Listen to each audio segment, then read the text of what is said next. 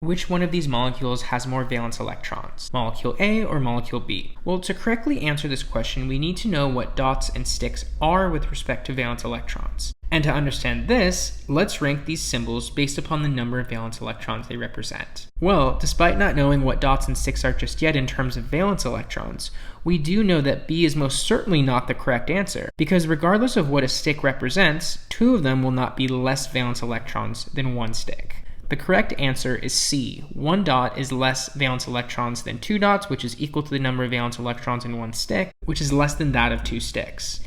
This is because a dot represents one valence electron, whereas a stick represents two. And so that means a pair of dots is 2, a pair of sticks is 4 valence electrons.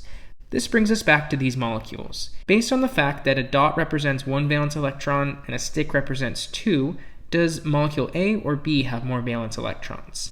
We can simply start counting all the valence electrons based upon the sticks and dots and what they represent in terms of the number of valence electrons. For example, the single bond represents 2, the double is 4, and this pair of dots is 2.